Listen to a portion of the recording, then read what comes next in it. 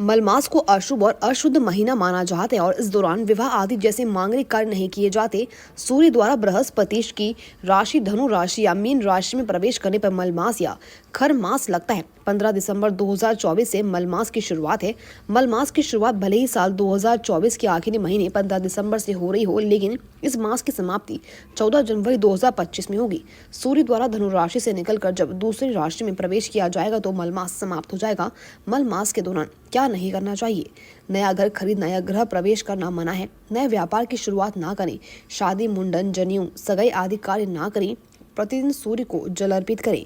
पक्षियों और पशुओं की सेवा करें। भगवान विष्णु और तुलसी की पूजा करें। जप, तप और दान का भी खास ध्यान रखें। मलमास गुरुवार पर केले का दान करें। मार्कंडेय पुराण के अनुसार सूर्य अपने 7 घोड़ों के रथ पर बैठकर पूरे ब्रह्मांड की परिक्रमा करते हैं। इस परिक्रमा के दौरान सूर्य का रथ एक क्षण के लिए भी नहीं रुकता, लेकिन निरंतर चलते रहने से तथा सूर्य की गर्मी से घोड़े प्यास और थकान से व्याकुल होने लगे। घोड़ों की यह दयनीय दशा देखकर सूर्यदेव उन्हें विश्राम देने के लिए और उनकी प्यास बुझाने के उद्देश्य से रथ रुकवाने का विचार करते हैं, लेकिन उन्हें अपनी प्रतिज्ञा का स्मरण हो जाता है। विचार करते हुए सूर्यदेव का रथ 2 खर गधे दिखाई देते हैं। तब तक इन दोनों खरों को रथ में जोतकर आगे की यात्रा जारी रखी जाए।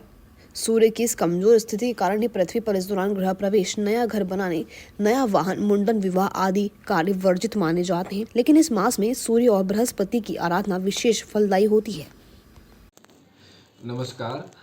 15 दिसंबर से सूर्य धनु राशि में प्रवेश हो रहे हैं।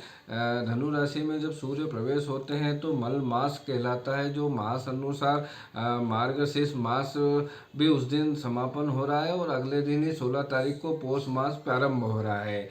धनु राशि में सूर्य प्रवेश होना एक प्रकार से नक्षत्र ज्योतिष अनुसार मूल नक्षत्र में सूर्य आ रहे हैं और शास्त्रों में जो बताया गया है कि जो धनु राशि में जब सूर्य आते हैं उसे खर मास के रूप में कहा जाता है। जैसे अधिक मास 32 महीने 16 दिन 8 घड़ी उपरांत जो अधिक मास आता है उसमें भी शुभ कार्य वर्जित कहलाते हैं, ऐसे ही मल मास खर मास में भी शुभ कार्य वर्जित हो जाते हैं। विशेष करके विवाह या वास्तु संबंधी गृह प्रवेश इत्यादि कार्य इस दौरान नहीं होते हैं।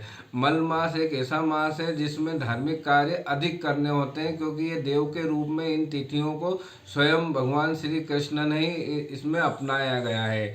शास्त्रोक्त कथा अनुसार जो बताया गया है कि सूर्य जब भ्रमण पे रहते हैं तो ऐसे में सूर्य का बल इस मास में कमज़ोर होता है। उसमें सूर्य के जो घोड़े रहते हैं वो थक जाते हैं। वो प्यास बुझाने के लिए जब तालाब में पानी पीते हैं, उस दौरान सूर्य अपनी प्रतिज्ञा में होने के कारण उस दौरान चलायमान स्थिति में रखने के लिए खरों को उसमें बांध लेते हैं। और भौगोलिक स्थिति के अनुसार अगर देखा जाए तो ये सूर्य दक्षिणायन में होते हैं, जिसकी ऊर्जा हमें पूर्व उत्तर वालों को नहीं मिल पाती है, इसलिए भी इसका भौगोलिक अर्थ है।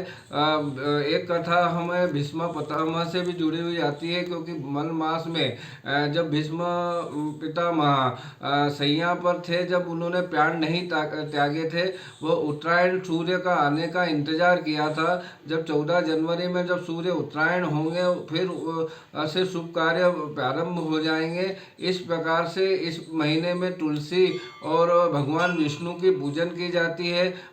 पक्षियों को, पशुओं को अन्न दान के रूप में उन्हें दिया जाता है और सूर्य को अर्घ्य दिया जाता है।